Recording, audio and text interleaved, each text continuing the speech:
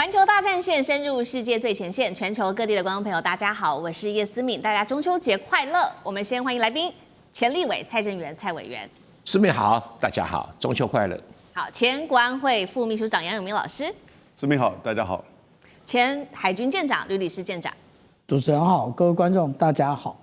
好，观众朋友，今天在军事上，我们持续要带观众朋友来关心到的是大陆的歼16现在可以以1敌2来猎杀美军的 F-35吗？今天一起来做解密。首先，节目开场会有3个火线话题，今天会请来宾来帮我们做解读。首先是歼16，根据央视的报道说，它可以倒飞锁定美军的 F-35，而美军因此落荒而逃，是真的缠斗，还是来自于这个央视的大内宣呢？今天一起关心。第二件事情是，难道真的吗？美国的 F-35的隐形优势已经失灵了吗？歼16它可以靠着体系化作战揪出 F-35吗？如果是这样，中美空战的优势是否要正式的开启翻盘了呢？最后我们来看到的是，这个难道是现实版的捍卫战士吗？飞行员的技术真能够硬吃下这种战机上面的世代落差去弥补吗？今天就这些议题会一起的来做关心。首先，我们来看到的是央视及时爆出的这一颗军事的重磅炸弹，引起了军事迷的高度关注，在网络上面。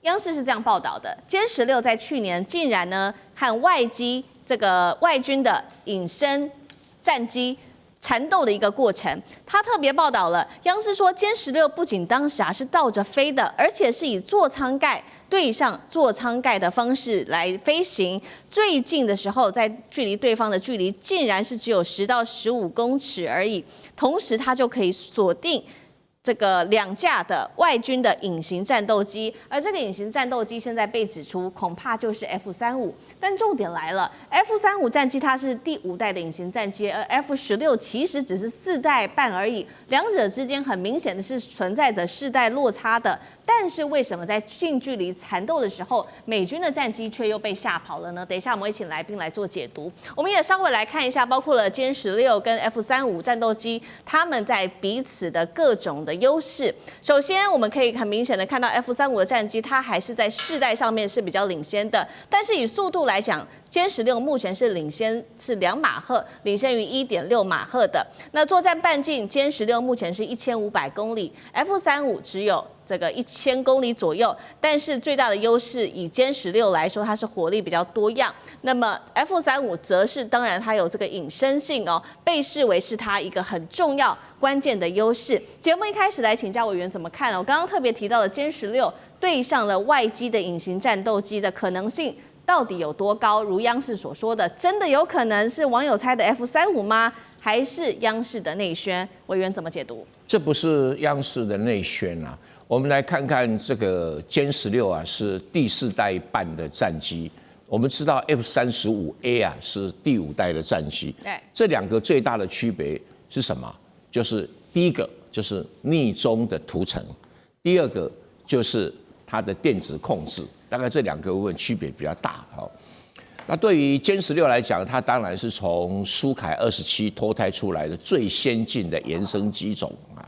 那以目前来看的话，因为如果说他们2个有办法接触，那等于是 F-35的匿踪效果就不存在。匿踪效果不是看不见也不是雷达侦测不到，而是无法用雷达来锁定。因为雷达来锁定，必须用那个波段非常短、非常小的雷达波才有办法来锁定。可是你要看到 F-35这种匿踪战机米波雷达就可以看，波长比较长的反而看得到，或者红外线也看得到。所以这个看得到跟锁定能打得到是2件事情。那匿踪战机只有看得到，比较难锁定。可是当2边的距离如果小于50公里的话，那这个 F-35就没有优势了，因为 F-35是什么？是侦测得到就打得到，但是它是个长距离的攻击的。但是如果你飞得太靠近中国大陆的沿海，歼16上去拦截那是易如反掌。因为什么？看得到它所谓的锁定不锁定也不是太大的问题，因为距离很近那个短程的空对空的这个导弹它的这个射击的这种锁定的效果哈，不需要像长距离那么复杂，而且是如果说不射击的话哈，大家不开火的话，纯粹是空中缠斗，歼16的操控性远远超过 F-35，因为歼16的最大推升的力量是36公吨，然后 F-35只有30公吨，所以这个最大推力有差别，最大推力会出现在说瞬间的一个翻转的速度，所以你说它有办法哈，当然这技术也很高超了，倒着飞，然后让这个座舱对底下的座舱啊，这个对于 F-35当然是一个很大的威胁，所以不只是歼16的性能在短接触战的这种操控性比 F-35好，而且就是说，目前看起来解放军的驾驶员的这个技术也远高于飞过来了这2架 F-35的驾驶员。我们可以从这2个观点来看，但是这个也不能说 F-35就因此效果比较不好，因为它不适合于短程的接战。因为曾经有过一则新闻大陆上歼16跟大陆上自己歼20做短程的这种接战的时候，歼20也落荒而逃，因为它的操控性是做长程攻击用的，不是做短程的。是好，所以我们看到这个 F-16目前它的一些优势，不管是它在近距离的这个接战。第2点就是说，它的雷达能力是不是真的也比较强，有比较好的侦测能力呢？为什么会这样说？原因就是因为 F-35一般来说，它的雷达的截面积是真的非常的小。那一般4代半的战机的雷达其实是很难把它捉到的。那么歼16现在靠着它一些优势，不管是它的有源相阵列雷达，或者是它的红外搜索、追踪夹舱、前视红外系统等等，就可以锁定到类似这样子的一个逆中战机吗？还是它有其他体系化作战才能揪出 F-35的？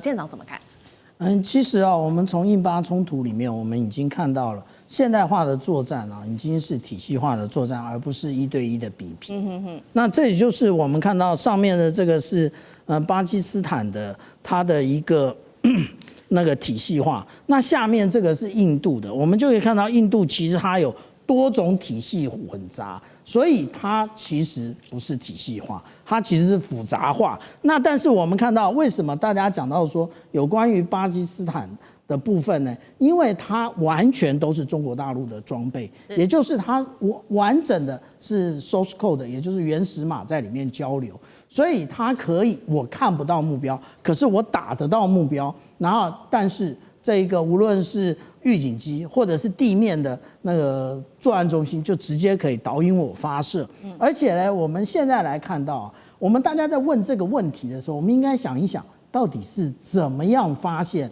F-35的？其实这是我在今年长春航空展的时候我就看到了，这是408H 的一个预警雷达。我们看到中国大陆它的预警雷达其实都非常的大而且呢，它的结构跟美军其实是非常不一样。那也就是我们在这中间可以看到小小的一根杆子，那其实这也是一个阵列雷达。那但是它使用的是 VHF 频段，就是刚刚我们的蔡博士他特别讲到的，也就是在比它的波长比较长的部分，也就是 VHF 频段。那如果说是换成一般我们美军在或者西方国家常用的这一个UHF 频段或 GHF 频段的话，其实会很晚才发现这个逆中战机。这个就是我们讲到说，中国大陆因为它有这种装备，所以它可以提早的发现那在发现的时候，其实我们讲说这些逆中战机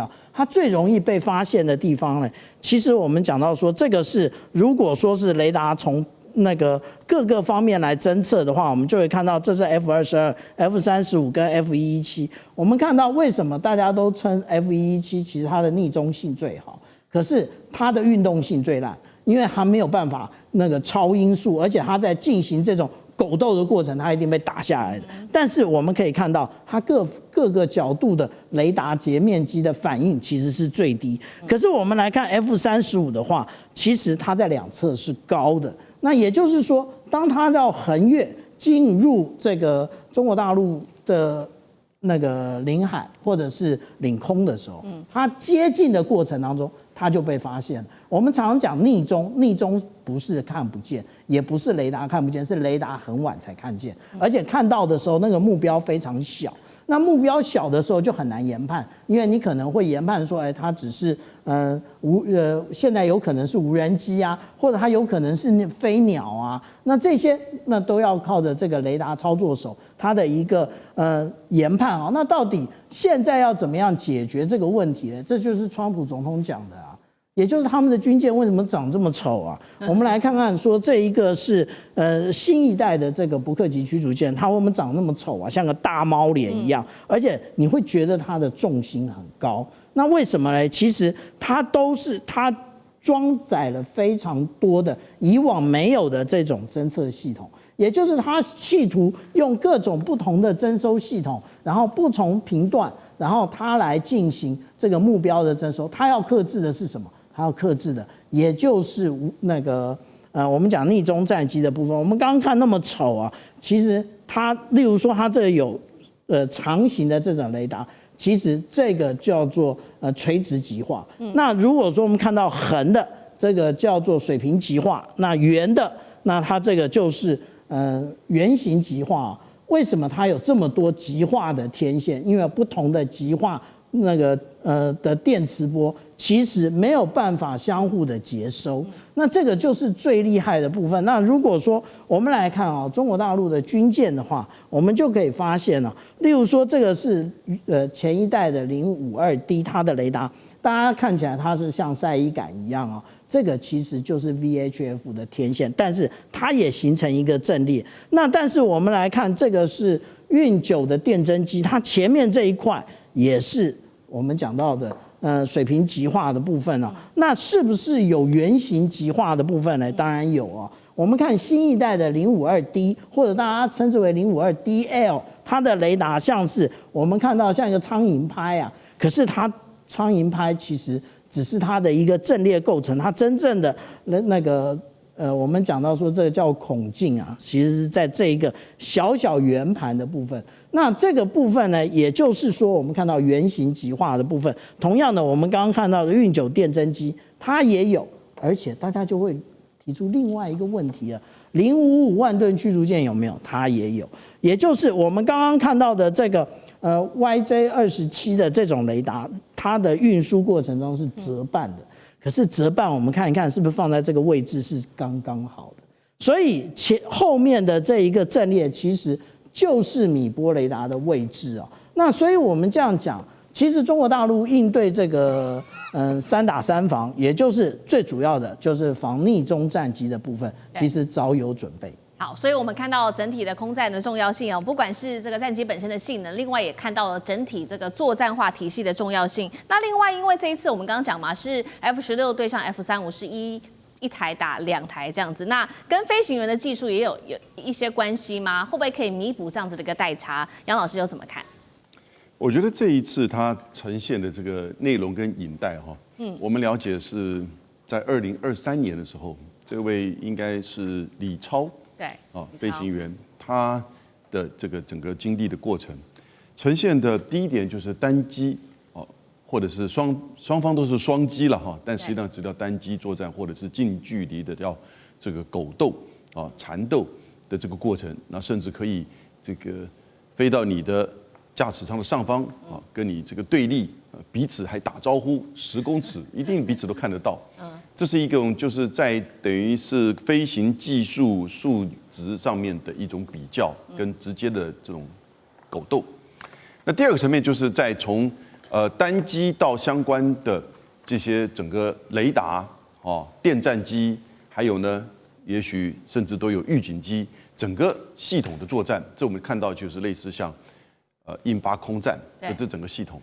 美军这次面临到的其实是一方面是飞行员的素质，他作战的能力，他作战的意愿，以及飞行的技巧，他发现到其实就已经可以让他感觉到就是说压力。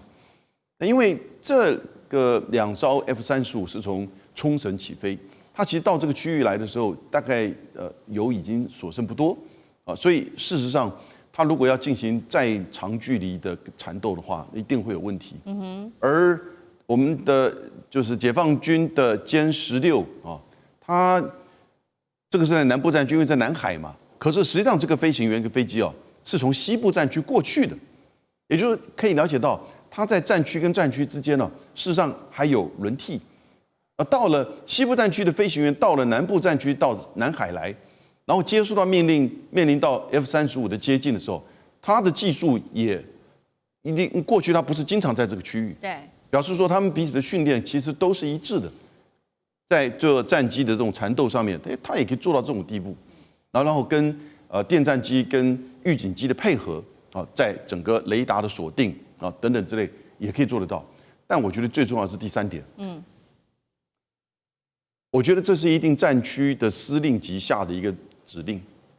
面对到 F-35不断的接近南海或者是中国大陆沿海的区域，过去一定是经常的事情。美国不管是预警机、侦察机、战斗机，经常做这个事，抵近非这个贴近或者是这个靠近。所以他下令这么做了之后呢，就是表示说我在这个区域之内表现出我飞行员的素质，表现出我战斗机的能力，表现出我要准备跟你作战的意愿，而使得最终的最重要的目的，在这整个过程当中，大家看的也许是飞机，也许是缠斗，也许是雷达，但最重要的是，他在战术上，他在战略上，对，军事上，他表现出我愿意在我家门口近距离用这种方式告诉你，你不能接近。所以从2023年，我们看到领带上面说李超的这个经历之后呢，美国的 F-35就没有再接近中国的近海以及南海的上空，等于是把它退出去了。这是一个在战略上非常重要的一个这个决定，而这个决定背后不是这么简单的一个内容，它必须要各个飞行员以及飞机整个体系的配合。那我们从这边了解到更为深刻的意涵。好，谢谢杨老师。那我们休息一下，马上回来。地缘政治、美中之争、战略价值、强权崛起、小国生存，现在与未来洞悉事件走向，掌握世界脉动，全球观点尽在环球大战线。好，接下来我们要带观众朋友来特别关心到的是，在中国大陆的雷达是不是让 F-35真的完全现形了？委内瑞拉现在是靠着中国大陆的武器来撑腰吗？拉美的反美战线是否正式的成型了？今天首先3个火线话题，我们请来宾来做解答。第一个，美军呢在 F-35在委内瑞拉现形，是因为中国雷达撕破了它的隐形神话吗？美国的后院战火是否要引爆了？第二件事情，委内瑞拉的军火库现在塞满了来自于大陆，不管是它的火箭炮、导弹，或者是电子侦察船，全部上线了。美军是因为这个原因，所以要攻击委内瑞拉。那么美国还敢继续的硬闯下去吗？最后一件事情，今天也会特别来关心的是，现在拉美10国都已经对美国非常的不爽哦，一起怒吼。那么在这样的状况之下，会不会拉美战线推大陆成为新的盟主呢？今天会一起的来做解读。我们赶快来看到，其实针对了委内瑞拉的攻击，美国从9月份开始有非常多起一共到现在已经有4起了，而最新一起其实就是发生在近日，在委内瑞拉附近的国际水域。再度的发动了空袭攻击的就是它的船只，一共是造成4个人再次的丧命。这一回美军出动的战力之大，在加勒比海出现了哪一些战力？8艘的军舰开过来，还有1艘核动力快攻潜艇，超过4500名的军人，还有多架最新型的 F-35的隐形战斗机，全部都开过来的。美国媒体是这样形容的，他说有5大的迹象都已经显示，目前为止，美国跟委内瑞拉爆发战争的可能性正在急剧的升温当中。那么我们看到美军大规模的集结，是真的要准备开战了吗？还是斩首行动式的精准打击背后，难道是在为下一场政权更迭已经开始做铺路准备了吗？委员怎么解读美军的动作？这个动作有几层的意义。第一个，美国不管是搞颜色革命，或者是直接要暗杀马杜罗，事实上过去已经好几次颜色革命失败，然后暗杀马杜罗，报纸上所载的有2次也都失败。所以对于美国来讲他们是觉得委内瑞拉这个钉子拔不掉，是一个所谓的政治上的耻辱。现在川普呢，相信啊，这个枪炮能够解决问题，所以这一次他这么大规模的来，一样的，第一个城市他要这个去除掉马杜罗，第二个要推翻委内瑞拉的左派政权，因为他的前任总统查韦兹啊，就曾经啊找了10个国家，都是属于比较左派倾向，起来反对美国搞的那一套贸易区的制度，所以又称作玻利瓦联盟，是这样来的。那委内瑞拉是这个玻利瓦联盟的核心，简单讲就是反美的核心。所以美国啊，是可忍孰不可忍，他的霸权受到了这小国家的挑战，他最后使出流氓手段，直接用暴力来解决问题。所以要推翻整个左派政权，必须要大笔的军力来入侵才有办法。那目前还仅止于在尝试着封锁委内瑞拉海岸线的一个程度，然后扣在委内瑞拉头上说你是一个毒品输出国家啊，所以这些问题一层卡一层。现在美国啦，跟委内瑞拉爆发战争啊，可能性是非常非常高的。但是委内瑞拉作为一个小国家，要挡得住美国派出来的军力，还是蛮困难的。是好，现在看起来两国可能随时会爆发这场战争哦。那除了是川普在政治上面要做针对委内瑞拉做打压之外，我们要来看到是不是也跟中国大陆在背后帮忙撑腰有关系？所以美国非常的紧张呢，因为我们看到现在委内瑞拉之所以它没有在被孤立，就是因为在它的背后有很多中国大陆的武器系统在背后支援。直接这是委内瑞拉的国防部长公开来讲，他说委国现在内部的雷达系统已经有5架了，是可以已经有很多个了，已经可以锁定的是5架的美军的 F-35来做全程的监控。那么他过去就曾经用过多款来自于大陆的雷达，侦测到了不管是美国的 F-22猛禽等等，那现在甚至是连 F-35都在他们的掌控当中。中国的军武现在正式成为拉美这个反美战线的一个重点核心。我们来看一下中国大陆在这个委内瑞拉的武器装备有提供哪一些，不管是雷达系统，不管是这个对空防御啊、空军的装备，甚至是陆战装备都有提供。那么火箭炮、导弹跟侦察系统也都有提供给委内瑞拉。其中特别带观众朋友来看到的是这一款武器系统这是侦察的，这个叫做瞭望号的。电侦船，它可以徘徊在加勒比海这边，针对美军做一个更严密的监控。这些中国制的武器能够对美军产生威胁吗？刚刚讲的这个瞭望号，它现在驻守在加勒比海这边，能够针对美军的实战化做一个比较严格的观测吗？舰长怎么看？其实中国大陆它部署了这些电子侦察船，在各个的一个很重要的军演，或者是我们现在看到的在委内瑞拉的外海那无论是之前的环太平洋军演，或者是2年1次的马拉巴尔军演，或者是今年才刚刚结束的护身军刀军演，其实我们都看到了815电子侦察船的一个踪影那其实大陆的网民叫做“街溜子”，也就是转来转去的。那其实它到底在做什么？它有非常大的一个雷达那它其实是一个被动接收。那它除了可以被动接收的话，它只是接收而已。接收它可不可以发射？它当然可以发射。那我们刚刚讲到说，委内瑞拉现在有的这一个JY-27的，就是这一款雷达。这是不是我们刚刚好像看过对，我们刚刚看到的是舰用型的，这是陆用型的，它一样，它是 VHF 频段的。那也就是这个频段，甚至或者是频率更低的，然后它的波长更高的这个 HF 频段，才能够接收这个逆中战机那当然，大家会认为那之前我们看到在2019年的时候，部署在叙利亚的这一型雷达就被攻击了。可是大家不要忘了，它这个我们看起来都是这种钢制的装备而已。其实它这一个替代性很高，最重要的是它把讯号输出了，就可以掌握目标。那其实我们从刚刚到现在，我们讲到最重要的一件事也就是我怎么样获得这一些逆中战机。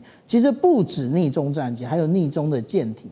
那例如说，我们刚刚看到那个很丑的那个伯克级驱逐舰，其实伯克级驱逐舰本身它也有逆中的设计。那其实我之前发表一篇论文啊，讲到说美军他真正想做的是什么？他真正想做的就是侦察威慑。这个侦察威慑呢，也就是他透过实际的监视与侦查，收集越多的情报资料与资讯，越可能让这一些对手国家，其实他怕资讯通通外泄啊，所以呢，他反而会越内敛。这个是以往美国对抵近侦察到中国大陆沿海做的事，但是我们现在在哪看到？我们现在竟然在南美看到了中国大陆，它使用这个瞭望号。瞭望号其实它原来的目的不是来作为这815电子侦察船的，它最主要的目的是跟太空交联的。因为其实我们看到中国大陆它在太空中的建设也非常多，那其实它要掌握卫星，它要掌握中间的一个中继的讯号，其实靠的是以前的远望号。远望号它不是只有一艘船，它有1号、2号、3号、4号、5号，那它的数量非常多。那新一代的就是这个瞭望号，那只是它在那个位置正好接收啊，所以美国现在觉得芒刺在背，真正的原因就在这里。好，这背后有中国大陆的武器在做相挺哦。那另外一方面，在政治上，我们也来做一下解读，因为现在拉美十国对于美国各种行为已经感到非常非常的不满意了，所以呢，现在集体发声，10个国家，这个是玻利瓦联盟一起发声，谴责美国的挑衅的行为。哥伦比亚也已经倒戈签署了“一带一路”等等哦。那会不会让大陆变成摇身一变，在拉美这边成为新的霸主呢？杨老师怎么看？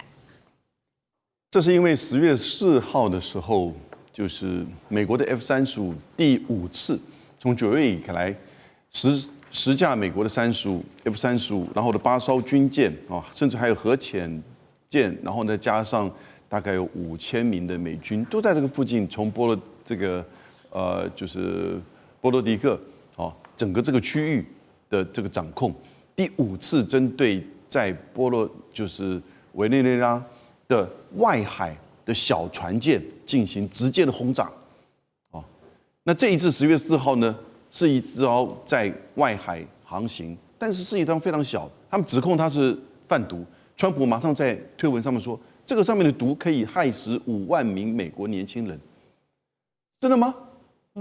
如果这样子这么小艘一个船只而已哦，而且看起来是没有武装的，你就用你海上这个。就是美国的，就是海上的这个防卫舰能够去把它拦下来啊，甚至不用军舰呢。对。为什么你要？然后呢，证据确凿，大家都没话讲了。对。因为现在他对马杜罗的悬赏已经来到5000万美金，但这个事件已经连续第5次哈，所以这个不是所谓的弃毒了，基本上是用军事力来整个威慑，不只是委内瑞拉，整个拉丁美洲，所以拉丁美洲这10个国家就集起来。这次一定要讲话，跟上次巴拿马那个事情不一样。那媒体就有一点，其实很早的时候就说，这个叫做什么？这不叫门罗主义了，这叫做唐罗主义，叫做以前是 Monroe， 它叫做 Monroe， 因为它是 Donna。那 Monroe Doctrine， 唐罗主义是什么意思呢？还记不记得？其实他还没有就任之前，他就说加拿大是51州，葛陵兰是美国的，巴拿马要让给我们美国。墨西哥湾要改为美国湾，他有2个至少都做到了。然后呢，现在针对委内瑞拉，那基本上其实要让这些国家臣服，然后你继续做我经济的后院，当然也要把中国的力量赶出去。但很有趣的是，中国在刚好9月底，就是上个礼拜，成为叫安第斯这个共同体的成员。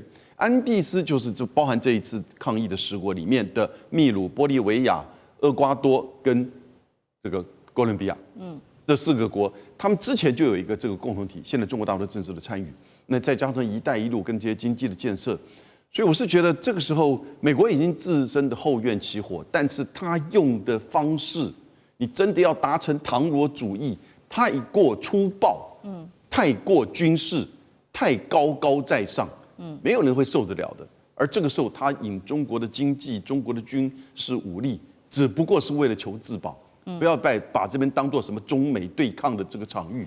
其实是这些你过去被你压迫的你的后院的这一些国家是受不了。好，谢谢杨老师。那我们休息一下，马上回来。地缘政治、美中之争、战略价值、强权崛起、小国生存，现在与未来洞悉事件走向，掌握世界脉动，全球观点尽在环球大战线。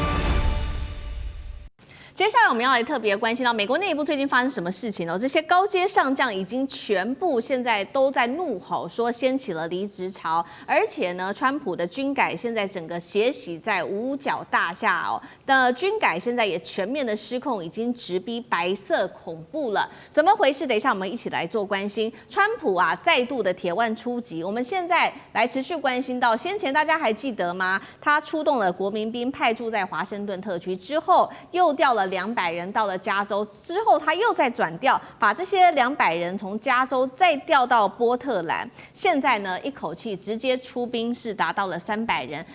往哪里走呢？芝加哥已经进驻到多个城市，现在芝加哥是最新的一个城市。那国土安全部是这样说的，部长他说，芝加哥啊，现在已经成为战区了，还炮轰芝加哥的市长强生，到现在还是死守的非法移民哦，让这个当地非常的动乱。那么军队才刚部署，我们看到五角大厦同样的在军事任命上，可以说现在是腥风血雨。我们来看到几个比较重大的人事案已经开始发生了变化。国防部长赫格塞斯呢，最新他闪电开除了自己的海军的幕僚长，这位是哈里森。其实他从1月份上任到现在，主要是帮助川普来做军改的关键推手，现在竟然被开除了。第二位是自己走人的，他是陆军的4星上将，同时也是陆军的特战司令。这位是布莱恩，他自己说他要辞职。那么是近期已经是第2位出走的4星上将了，2件非常重要的大案子。再来就是高层的血洗，我们做了一个统计哦。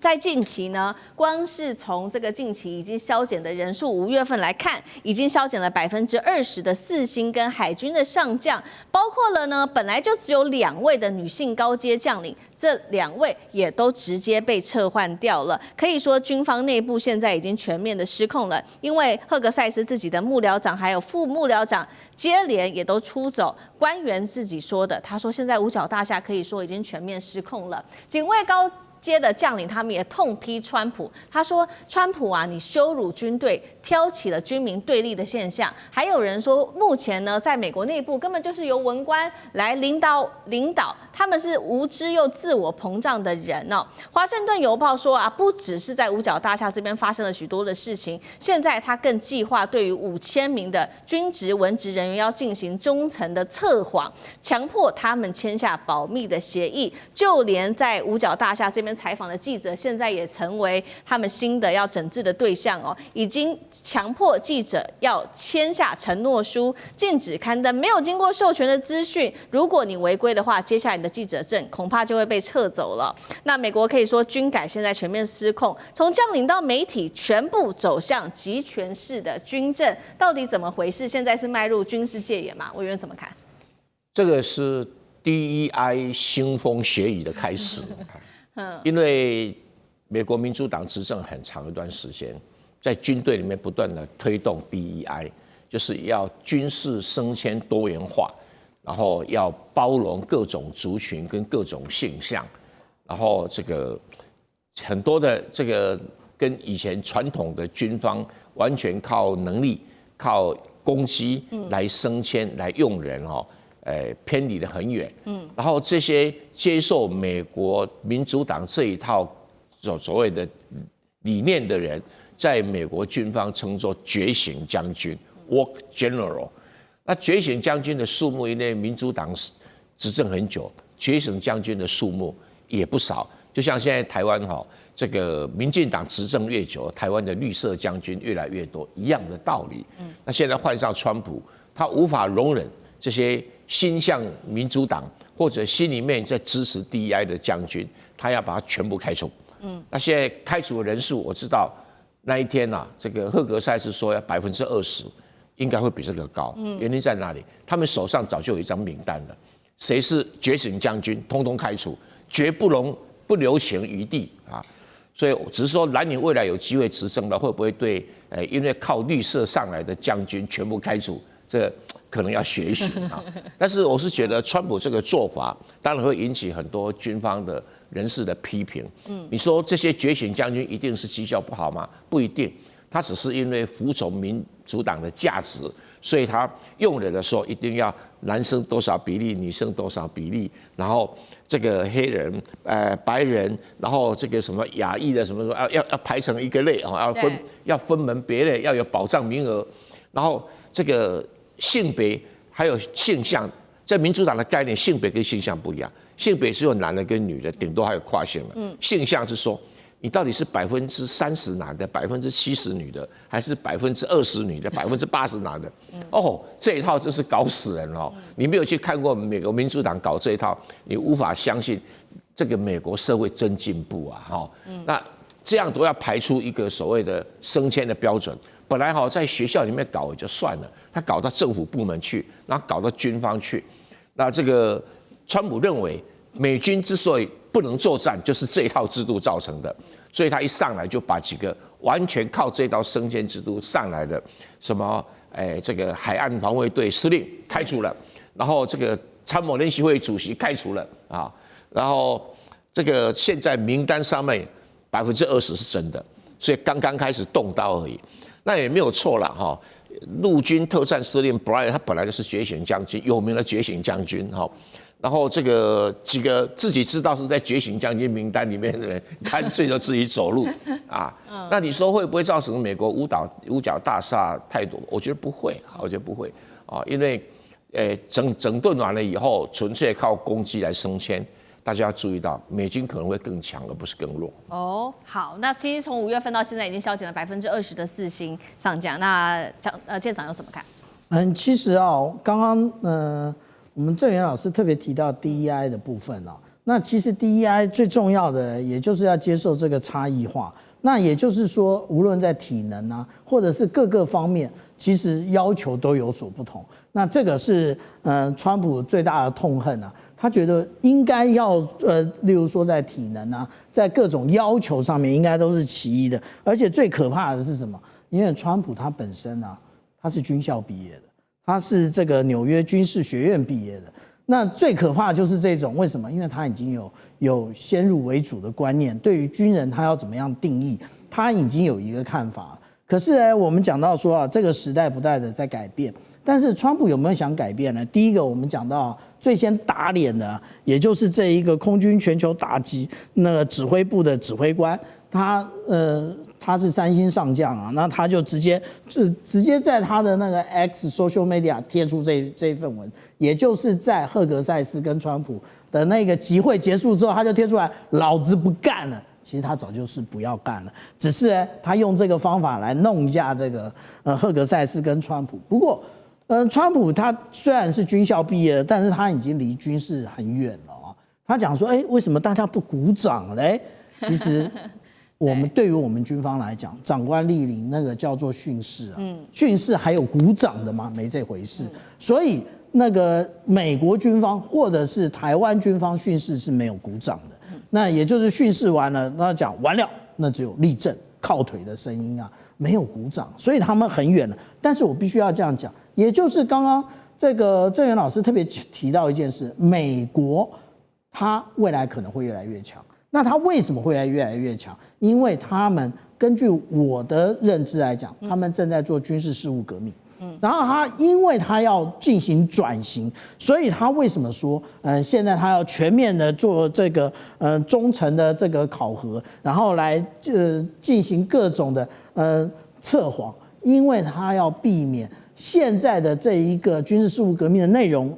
其实外流这个也就是我们看到赫格塞斯他讲的有关于战士精神的部分，他讲的只是外貌跟体力的部分，但是其实他有其他的要求的，也就是他其实有呼吁那个五角大厦其实他要进进行改革，尤其是对于无人机的部分。为什么这么说？因为这一些老军人们呢，都认为所有的战争应该以载台为核心，也就是无论是战机，无论是舰艇，或者是陆上进行决战的主战车，这些都是载台。可是如果说我们看一下，现在的这个俄乌战场，或者是我们看到以色列对于加萨走廊的攻击，其实这一套行不通，而且也因为那个俄罗斯它很快的就进行转型了。那也就是说，如果现在美国还不转型的话，其实在下一场它的战争，它所要进行的战可能会失败啊。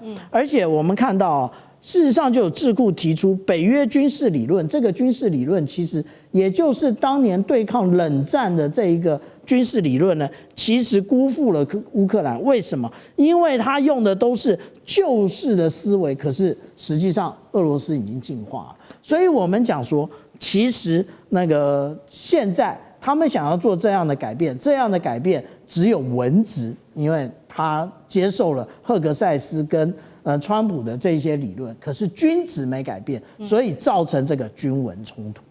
那杨老师呢？杨老师又怎么看？就在上个礼拜六，10月4号，在美国马里兰州的这个首府叫 Annapolis， 它那边有个海军官校，那天呢举办一个足球赛，海军官校跟空军官校，美国的双方的对抗，结果在足球赛之前呢，美国国防部长赫格塞斯带领3668人，在整个足球场上做1分钟的伏地挺身，创下金氏世界纪录。他不止如此哦，他其实在5月份到亚洲这边来参加那个就是香格里拉会议的时候，结束之后，他也到了美国的驱逐舰上，然后后来到航空母舰上，在航空母舰的甲板上带领所有人做伏地挺身1分钟。那他现在也就要求陆军、空军以及甚至太空军的新的体力要求的训练都要达标。陆军最严格，要做到路跑将近3英里，然后呢，空军要2英里，2英里大概是1.8公里。所以这样子的，每6个月要测一次，从士兵到军官一致。那更严重的是，也不能讲更严重了，更厉害的是，他今年8月的时候，跟那个卫生部长就是罗伯特·甘乃迪大家知道他看起来有一点年纪老态，对不对？可是这2个人呢，居然在这个小罗伯特·甘乃迪在6分钟之内完成了50个仰卧起坐、100个伏地挺身，而赫德塞斯是在5分25秒之内完成50个仰卧起坐、100个伏地挺身。所以就是一个健身狂嘛。但是这个东西会不会如像蔡委员所说的，对他军事的人员是有帮助？然后呢，是以merits 以这个就是表现为主，这当然是正面的发展。但是美国的社会人种的组成在军队里面，当然就是个缩影。DEI 只是凸显出过去被压抑的部分，然后呢矫枉过正。但现在是不是又有在压抑？所以未来的这个军队的作战的能力。我光讲人的部分，其实这就是我们不确定的因素。那当然最重要是，如果真的是中美之间的较劲，除了人之外，就像我们刚刚看到那个歼16跟 F-35，还有武器，还有整个战力、战略各个层面的较劲。好，谢谢杨老师。那我们休息一下，马上回来。地缘政治、美中之争、战略价值、强权崛起。小国生存，现在与未来洞悉事件走向，掌握世界脉动，全球观点尽在环球大战线。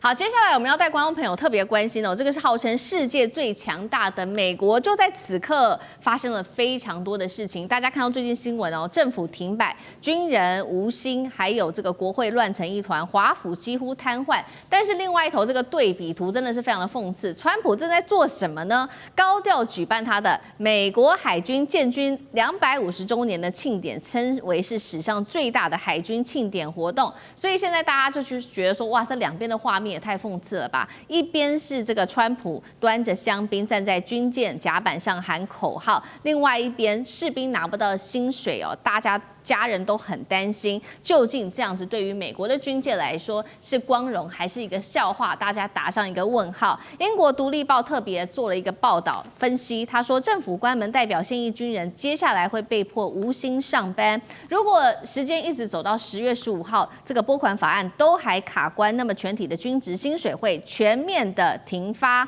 川普这时候大搞这个宣传秀，美国霸权是否已经危险了？委员怎么看？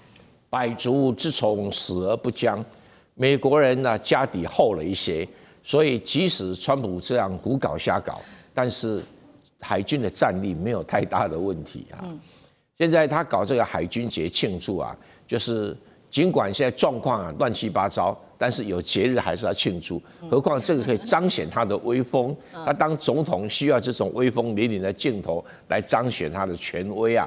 那至于薪水啊，美国的这个海军是叫做属于强制上班那一部分，也就是说，尽管这个薪水停发，还是要上班，不过他以后会被弥补的啊，他也不会被开除。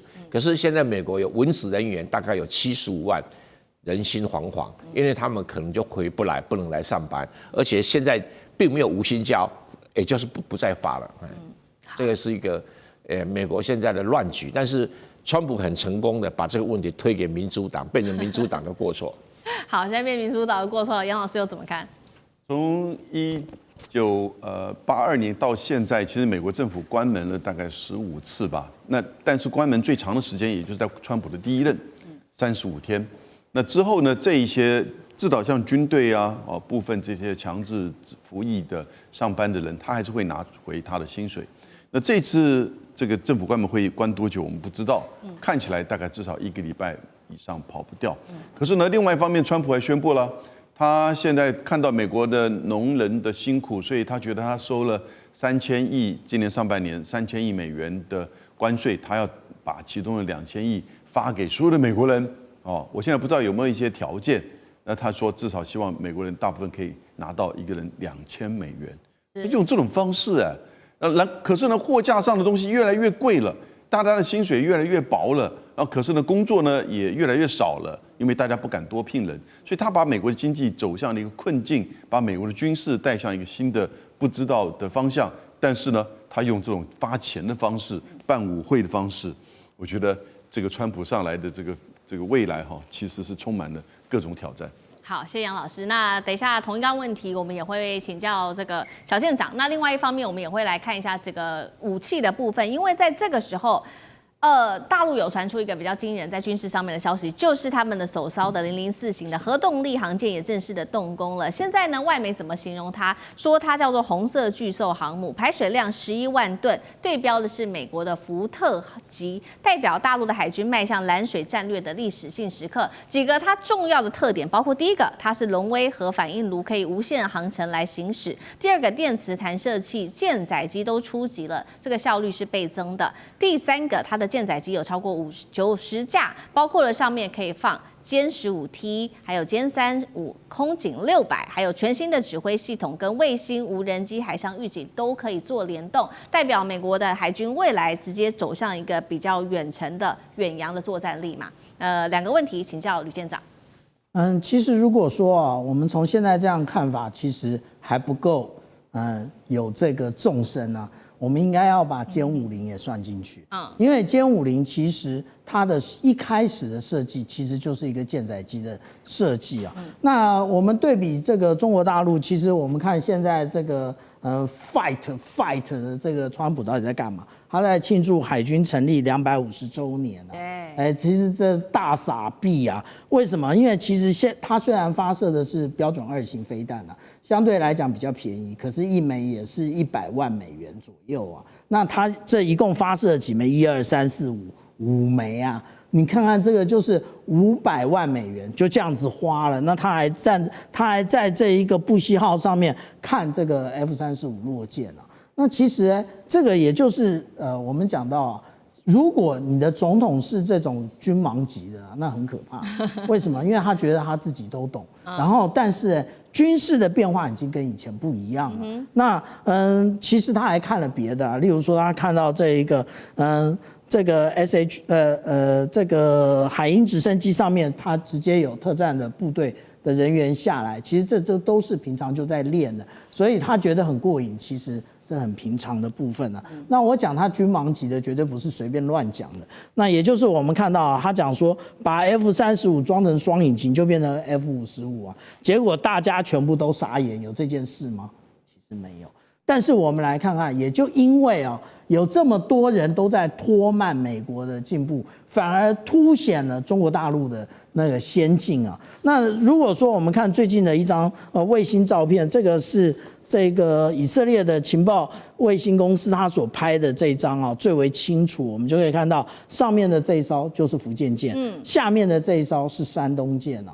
那也就是，其实现在已经在紧锣密鼓的准备要成军了。那在这个成军之后，大家自然而然就会想到下一代是什么？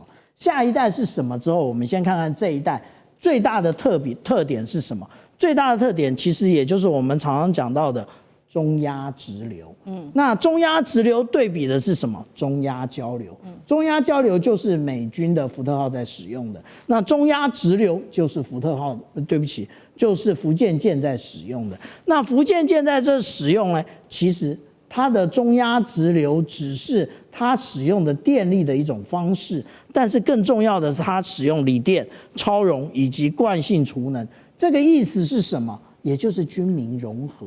那我们常常讲到说中国大陆的新三样，不过就是光伏，还有这个锂电池，还有这个电动车。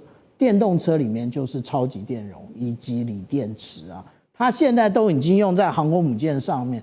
至于说第4艘，现在大家都非常期待说这个是核动力的啊。不过我现在真的还看不出来到底哪里核动力啊。那我们这样讲，其实这个应该是我个人最早引起的话题啊。我在今年的1月14号我就讲了这件事，我就来看到了大连造船厂，它其实已经开始开工了。那我也在抖音上面有相关的内容啊。但是其实这里最大的跟福建舰的不同，应该是我们讲到说这一个位置啊。这个位置是我们从尼米兹号上面截下来的，这是第3号跟第4号的弹射轨道。可是我们同样的，从现在所看到的它的分段组合当中，在大连造船厂里面分段组合那个的构建里面，我们其实也已经看到这个位置是不是2个交叉的，是不是这个位置？那这个就是我们看到说下一代的这一个航空母舰的应该已经是4条跑道了。那如果我们看到现在最新的照片，远远的照，不过我们当初看这张照片的时候有很多的瑕疵啊，因为远远的大家总是看不清楚嘛。那我们看到的就是中段的这个部分，可是我们看到中段，我们忘了这后面好像还有结构。那如果说我就从这个 Google 上面来看的话，我们就可以看到7月19号在大连造船厂这个后面的结构其实几乎已经完成，只差它的一个飞行甲板了。那这个也就是我们讲到现在中国大陆造船分段组合它的能力啊，其实比我们想象的多。但是是不是我们讲到核动力的部分，其实大家会从水泥航舰来看，可是从水泥航舰来看的话，其实跟以前是差不多的。那如果我们现在看最新的一个长度是 308.3 公尺，可是福建舰呢是316公尺，比这还要长。所以如果说以是不是核动力来讲的话，最重要的应该答案在这里啊，也就是中国船舶集团为什么它要利用熔岩核反应器来造这一个货柜轮？因为货柜轮现在它最新的，例如说比亚迪的，它有双动力来源，也就是它可以使用天然气，它也可以使用既有的这个柴油引擎。那为什么要用核动力？这个也就是为下一代的航空母舰先预做准备，先预做研发。好，谢谢小舰长，谢谢，谢谢。地缘政治、美中之争、战略价值、强权崛起、小国生存，现在与未来，洞悉事件走向，掌握世界脉动，全球观点尽在环球大战线。好，接下来我们要来关心到的是日本政坛大变天了吗？暴走少女这一回变成了铁娘子。我们要来关心这一位是高市早苗，强硬的抗中这一位大鹰派，会不会成为接下来日本史上最短命的女首相？会要诞生了吧？今天一起来做关注。其实呢，就是在周六而已，自民党的总裁改选终于是尘埃落定了。我们来看到高市早苗这一次啊，脱颖而出，瞬间成为热门日本的首相的人选，甚至她被形容是女版的安倍哦。那有怎么样的政治魅力？赶快来认识一下她是谁。出生在一个比较普通的家庭，而且是不是传统的政治世家哦。当时她为了要减轻家中的负担，所以她念的是公立学校神户大学。那学生的时期，她也比较特别的是，她喜欢重金属啊，还会打鼓、骑重机哦。这边有画面，甚至呢一度是加入了暴走族。后来她曾经担任过主播跟主持人，终于是从1993年开始，她踏入了政坛。当时担任是无党籍的当选议员哦。1996年，她则是正式的加入了自民党，来担任内阁的要职，被视为是安倍的继承人。不过呢，她现在是热门人选，但是日经亚洲也点出了，就算她未来成为首相的话，马上就要面临到的3大难关，包括了第一个，高市她要面临的是组建联合政府的难关，还有重大的外交活动，她要如何来应对，跟她如何接下来团结自民党内部的分裂呢？能不能成为顺利的这个日本的首位女首相？为何她又能够打败目前呼声最高的小泉进次郎？杨老师怎么看？她成为女首相，这个是没有问题了，因为她已经是总裁，然后自民党加上公民党虽然没有过半，但是呢，就是掌握多数。那因为反对党这边其实是很分裂的，可能是参政党、国民这个民主党，这都是比较右倾，甚至算右翼的。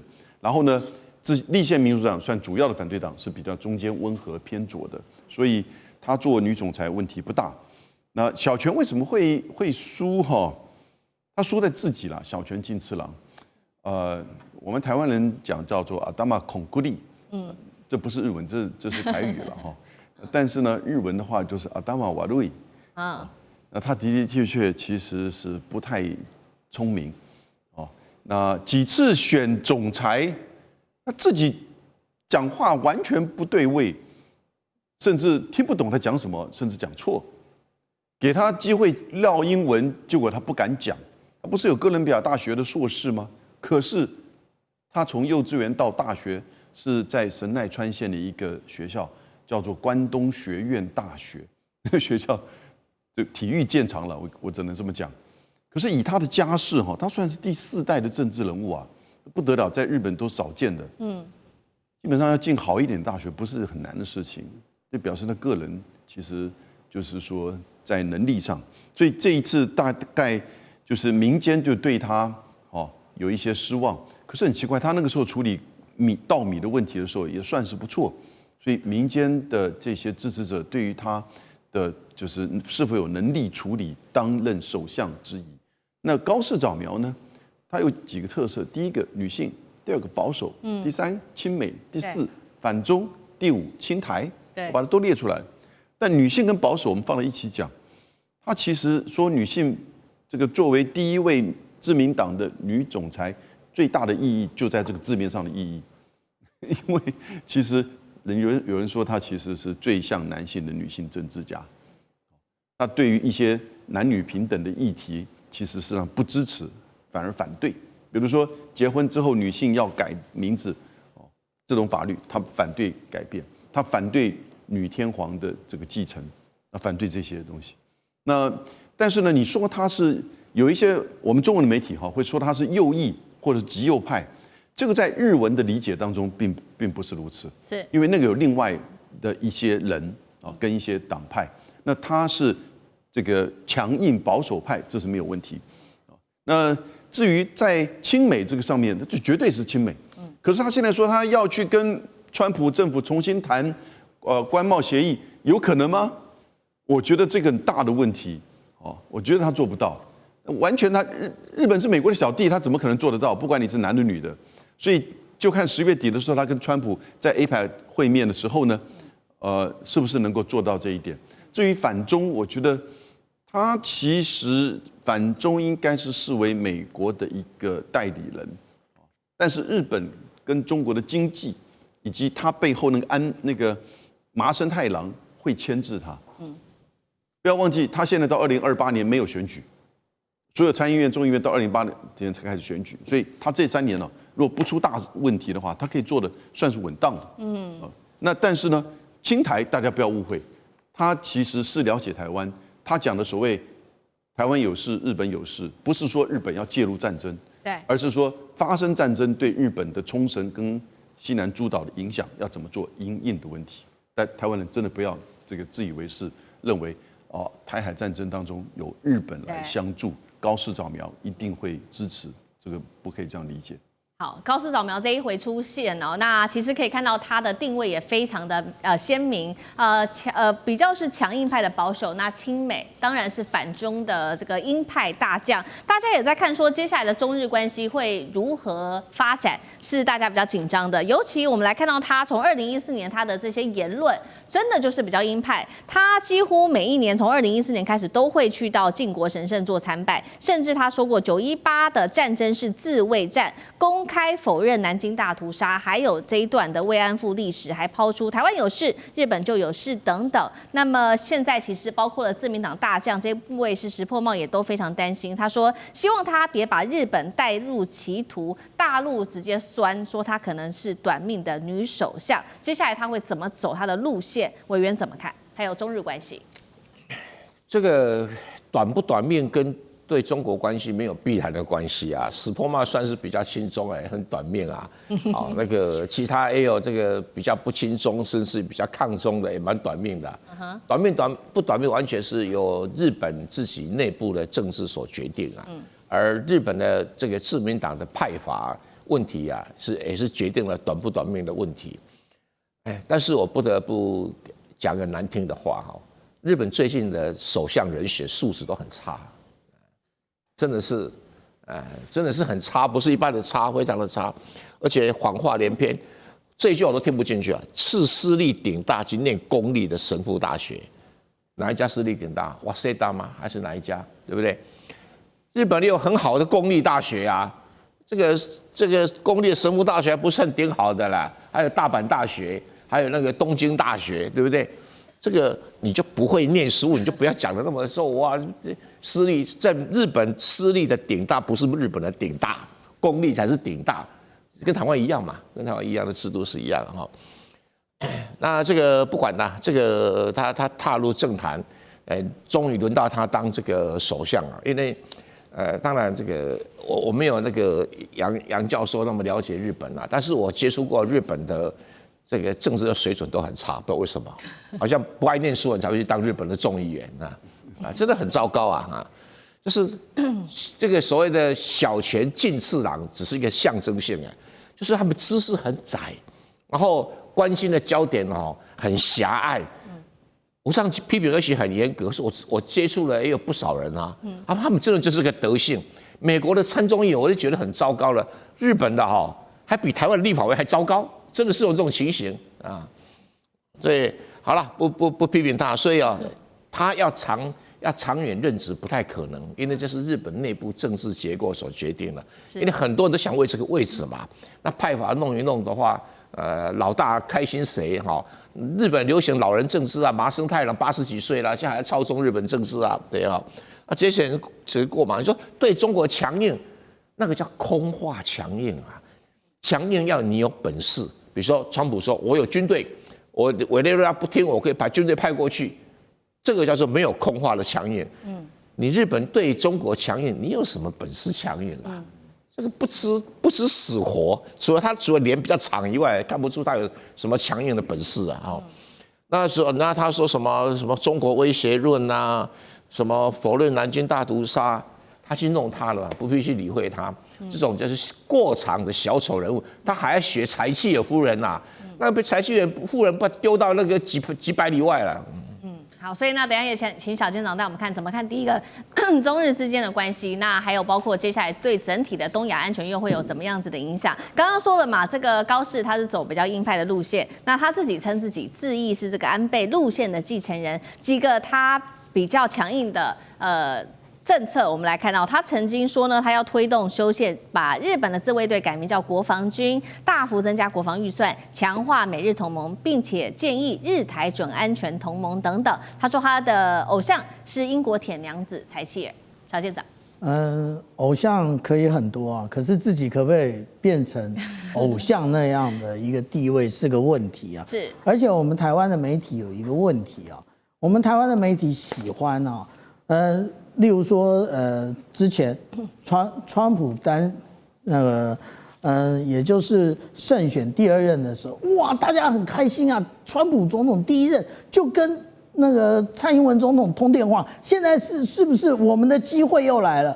结果呢，现在川普最常讲的台湾后面还有几个字啊，基体电路公司啊，它其实真正对于台湾有关于战略。或者是跟大陆的关系，他反而几乎没有琢磨啊。那这个也就是啊，我们大家不必啊，现在如此的来看这个高市早苗。那其实他们之所以成为鹰派，那也就是因为他在整个日本的这个政治市场里面呢，他要进行差异化。如果他跟别人都一样，那谁要选他嘞？所以他会走出他自己不同的路啊。那但是如果我们来看看啊，他之前啊，那进行辩论会的时候，他到底讲了什么？他在9月24号的时候，他进行这个候选人辩论会的时候，他特别讲的是什么？他讲的不是中日关系啊，他讲的反而是促进经济成长。所以呢，这又中了当初的那一句啊。笨蛋，问题在经济啊！所以现在谁去跟中国大陆搞不好啊，谁自己倒霉。因为你跟中国大陆搞不好，最大的问题就会先出现在你的经济上面。现在终于知道了吧？你对于中国大陆各种的那个为难，中国大陆先用这个稀土卡脖子，接下来不买你的大豆，川普现在真是无以为继啊！那但是我们来看啊，高市早苗其实他当初他的 NHK 对于他的这一些言论啊，有非常多的一个统计啊，他其实。